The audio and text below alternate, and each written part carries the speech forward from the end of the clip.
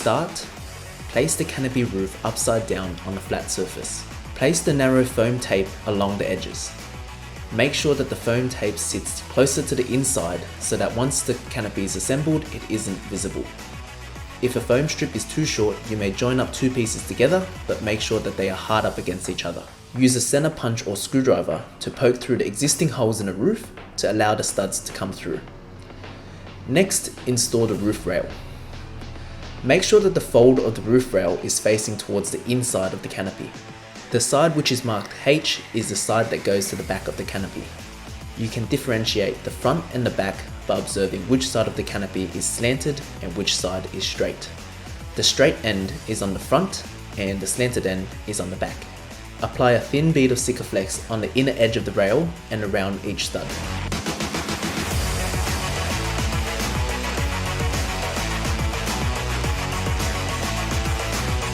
Next, have a friend help you seat the right and left canopy doors. Keeping note of which end is slanted and which is straight will help you determine which door is the left and which is the right. Once the side doors are in place, make sure to add the flat support plate. This plate is what gives the canopy strength and keeps the doors sturdy. The holes in the support plate are skewed to one side, so the holes should be closer towards the door. Screw the M6 nuts and washers on and tighten all the bolts.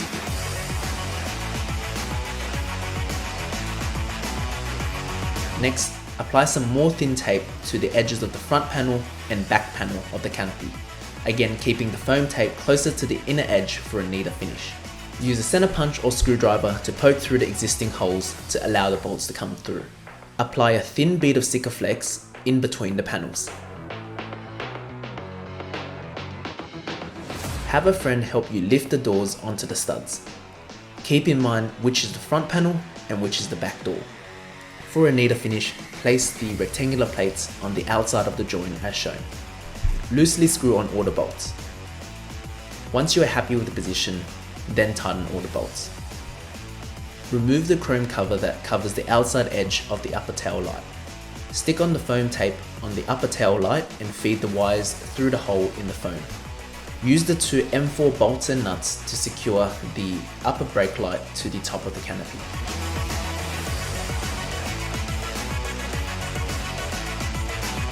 Cut a length of twin core wire that is suitable for your vehicle and solder one end to the upper brake light. Run the wire and zip tie it to the inside of the canopy. Clip the chrome cover back onto the upper tail light. Next, place the wider foam at the edge of the base of the canopy. Some vehicles will receive a rubber strip which can be used here in conjunction with the foam tape, although it is not essential. Loosely clamp on the 6 heavy-duty brackets using the provided M10 bolts, spring washers and flat washers. Make sure to put one clamp in the front, one in the back and one in the middle of the tub to ensure the canopy has a strong fixture to the tub. Loosely bolt on 2 M6 by 15mm bolts, washers and nuts to each of the heavy-duty brackets. Tighten all the bolts. Some kits will have an extra vehicle-specific bracket which will help locate the canopy. You can refer to the diagrams provided in the kit or feel free to give our team a call or flick us an email. If you still see any gaps in the canopy, you can use the resin rope to push into that gap and fill it right up. Unbolt and pop off the tail lights. You can now run the cable into the tail light cavity of the tub. Use an LED test light or multimeter to find the brake light signal wire and earth. Wire up the wires respectively and insulate any exposed wires with heat shrink or electrical tape. We also recommend applying a thin bead of Sikaflex around the outside edge of both left and right sides of the canopy for a better seal.